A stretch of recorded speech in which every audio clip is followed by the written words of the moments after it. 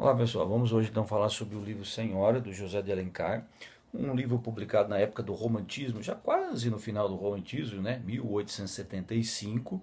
O Romantismo oficialmente falando acaba em 1881.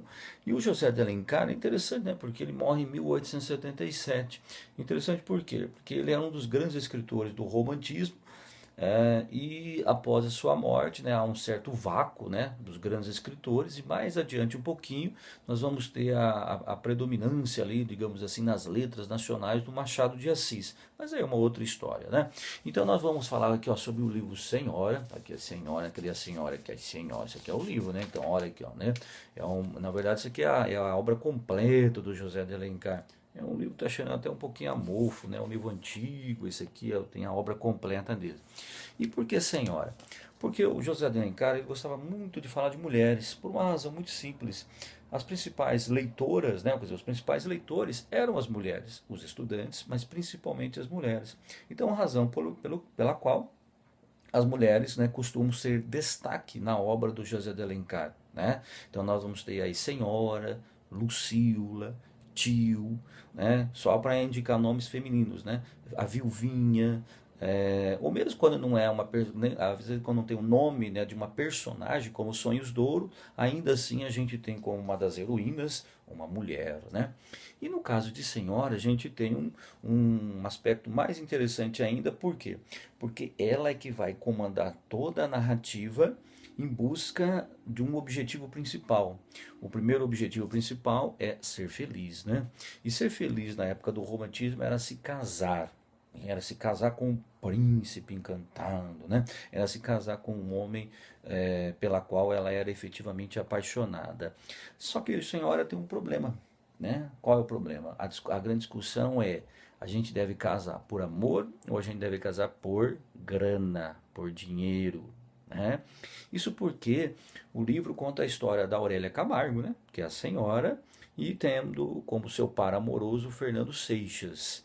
Os dois, quando mais jovens, né? Porque na verdade eles continuam adolescentes, mas quando mais jovens, tinham seus 14 e 15 anos, eles eram apaixonados. Só que ambos eram órfãos, né? A Aurélia Camargo, ela, além de órfã, não tinha, né, irmão, não tinha um parente assim tão próximo, né? Vai ter lá um tio, é verdade, o tio Lemos, mas não um parente assim como um pai, né, a mãe, o irmão, uma irmã. Já o Fernando Seixas tinha sua irmã, tinha sua mãe, mas era ele o responsável, digamos assim, pelo sustento da casa, pelo menos em princípio. Eu digo em princípio, porque as irmãs, né, a mãe, procuravam fazer de tudo para que ele se desse bem na vida, né? Procuravam vesti-lo bem para que ele se destacasse na sociedade, né? Então, mas voltando aqui, veja só, os dois eram apaixonados, né? A Aurélia e o Fernando, só que os dois não tinham grana, tava feia a coisa, né? Mais ou menos como hoje. E o Fernando, na verdade, ele era ambicioso, muito ambicioso. Entre casar por amor e casar por dinheiro, né? A melhor opção, casar por dinheiro, né? Evidente, pelo menos na cabeça dele. Já a Aurélia não, né? Como uma heroína romântica típica, ela queria se casar por amor. Muito bem. Só, então, e é interessante porque o livro, ele tem uma divisão, né? Ele tem uma divisão em quatro partes. Olha aqui, ó. Olha só o nome da primeira parte, ó. O preço, né? O preço.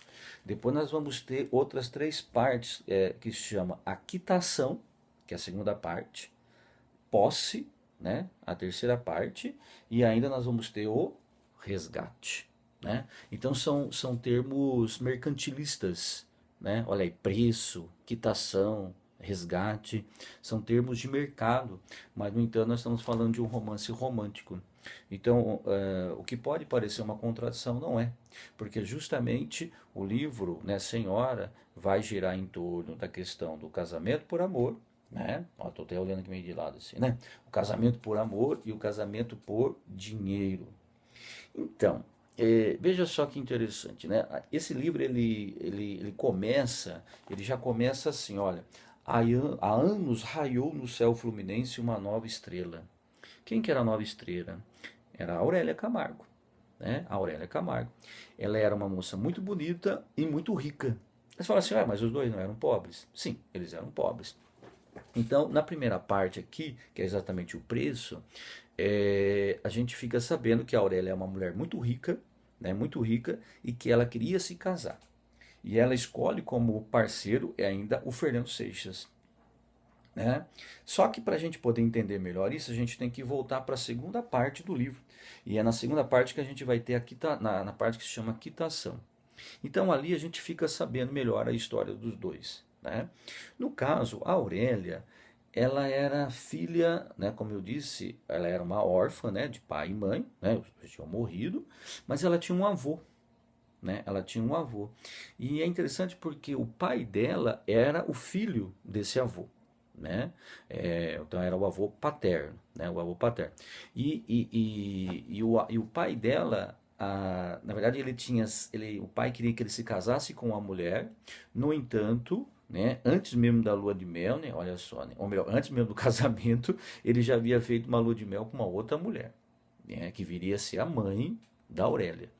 Então ele, né, o pai da Aurélia, não querendo, né, digamos, contrariar a moral da época, né, onde já se viu, né, ter a lua de mel antes de casar, então ele não quis contar toda a história, toda a verdade para o pai e acaba se matando. Né? Então a gente fica sabendo isso aí na segunda parte do livro. Né? Ele acaba se matando. Só que ele deixou cartas, ele deixou registros, ele deixou depoimentos para que o avô, ou seja, o pai dele, buscasse a neta. E é justamente isso que acontece. Então, para a sorte da Aurélia Camargo, esse avô, que já era moribundo, que já estava morrendo, né, já estava lá, né, nas últimas, ele fica sabendo toda a história, né, pois ele não sabia nem que tinha uma neta, fica sabendo de toda a história e vai conhecer a Aurélia. E lá, então, ele conhece a Aurélia e, mais do que conhecer, ela era a herdeira única, olha só, né? Só em romance mesmo ou novela, né? Ela era a herdeira única de uma fortuna de 1.000 contos de réis. Você sabe o que significa 1.000 contos de réis? Só para você ter uma ideia, um conto de réu comprava 1 quilo de ouro. Então, 1.000 contos compravam 1.000 quilos de ouro. Se a gente for atualizar para os valores de hoje, 1 quilo de ouro custa mais ou menos 146 mil reais. 1 quilo de ouro, né? 146 mil. Então, se ela tinha 1.000 contos, você multiplica 146 por 1.000, né? Dá 146 milhões de reais ela herdou. Tá bom ou tá ruim, né? Então, essa é a Aurélia Camargo. Então, ela era pobre, miserável, né? E ganhou 146 milhões, o que equivale a hoje, né? Claro que em termos daquela época era um pouco diferente, mas se a gente fosse atualizar o dinheiro, seria esse valor. Tá ruim, né? Então, bom, e aí a gente volta para a história lá, né? Então, assim que a Aurélia ficou rica, né? Graças ao avô dela, né? Graças ao avô que morreu, né? Também, né? O... E o Fernando Seixas, como eu falei, entre casar por amor e casar por dinheiro, ele queria casar por dinheiro. Então ele era apaixonado pela Aurélia, mas falou: Aurélia, você é dura, meu, eu sou duro, a minha vida vai ser dura, relaxa a vida aí, né? Relaxa que eu vou atrás de uma mulher. Então o nosso amigo aí, o Fernando Seixas, gostava não, né? Ele tinha uma moça lá que queria se casar com ele, Adelaide, não a Anã Paraguaia, né? Ainda tem Anã Paraguaia? É que era uma música antiga, tá? Então, a Adelaide tinha muito dinheiro, o pai dela tinha muito dinheiro, e ofereceu 30 contos de réis. Ó, a Aurélia tinha 1.000 contos, ele ganhou 30 contos. 30 contos, então, né, a gente faz a conta aí, né, mais ou menos, né, dá uma graninha até razoável, né? 30 contos. Ele falou: pá, vou casar com uma mulher bonita e ainda vou ganhar 30 contos de réis? Fechou, é toys, né? Então, e aí, nesse meio tempo é que a Aurélia ganhou essa herança, ficou muito chateada com ele, falou: você vai me trocar por dinheiro, seu salafrário, né, seu pilantra, né, você só pensa em dinheiro, tinha que pensar em amor, né? Afinal, nós estamos na época romântica, né? Época romântica, muito bem. E nesse meio tempo ela ganhou a grana, ela ficou, sabe que mulher é vingativa, né? Às vezes mulher se vinga, né? Então tomar cuidado aí, né? Então, nesse meio tempo ela ficou rica, ela tinha um tio, como eu falei, o tio Lemos, e ela arquitetou um plano. O plano era o seguinte, né? O plano era o seguinte, ela queria ainda se casar com o Fernando, né? Então ela falou pro Lemos: ô Lemos, vai lá, conversa com esse Fernando, esse pilantra que só pensa em dinheiro, e oferece 100 contos para ele, ó, 10% do que ela ganhou. Se ela tinha 144 milhões, ofereceu 14 milhões para ele. Até eu casava, né? Então, 14 milhões, tá bom, né? Mas só que a obrigação do Lemos era não podia revelar quem era. Então ele tinha que se casar às escuras. Aí o Fernando Seixas, que era muito ambicioso, falou: bom, 30 conto, 100 conto, não sei quem é. Ele só pergunta pro Lemos, mas ela dá um caldo, é velha, feia, caquética, caindo os cabelos, sem dente, né? Então, aí ele falou: não, jeitosinha, né? Não falou o nome dela, não, né? Falou assim: não, ela é jeitosinha, né? Dá um caldo aí, né? Você vai gostar, vai curtir, vai curtir. Detalhe, né? A Aurélia tinha 18 anos, já estava preocupada, porque 18 anos não tinha casado ainda, né? As mulheres naquela época casavam com 15, 16 anos. Então ela falou: bom, tem que casar, né? 18 anos, preciso casar, né? Enfim, então, por isso que a gente tem esse título, ó, o preço, né? Olha aí, o preço, qual que é o preço? O preço do casamento, né? O preço do casamento, tá? E aí o Aurélio, então, o Fernando aceita lá, né? Se casar às escuras, e quando ele descobre que a Aurélia, no dia do casamento, ele descobre que a Aurélia e fica feliz. Falei, porra, né? Vou casar com a mulher que eu amo, que ela gostava dele de verdade. Nem vou casar com dinheiro. Vixe, é toy. Agora ele fala, aí que ele fez assim, é toys, né? É toy. Aí ele falou, agora sim, agora eu vi vantagem. Agora a vida faz sentido, né? Então, e só que o segundo capítulo, então, que a gente falou, é a quitação. O que que é a quitação? É o momento que eles se casam. Então, ela quitou a dívida com ele, ou seja, vamos nos casar, tá aqui a sua grana. Pegou a grana, pegou até antes do casamento, porque tinha que comprar algumas coisinhas para ele, né?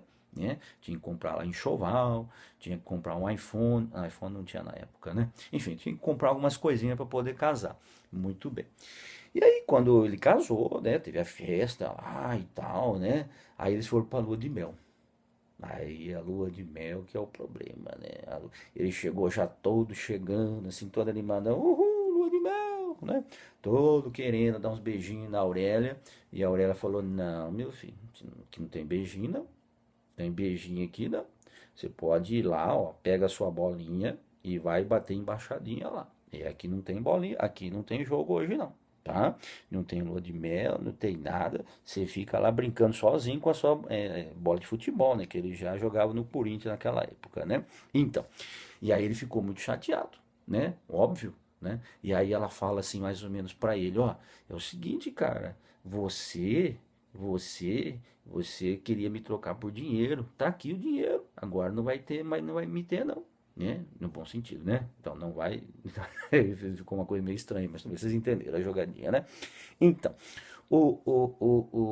aí o Fernando ficou chateado, falou, pô, eu casei e não vou ter lua de mel, né? Que saco.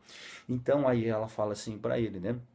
Você, Fernando, você é um marido vendido, né? Você se vendeu, você é meu escravo, eu sou sua senhora, você tem que me obedecer, né? E aí o Fernando, então, justamente ele procura resgatar, olha aí, ó, o resgate, né, que vai ser o último capítulo ali, né?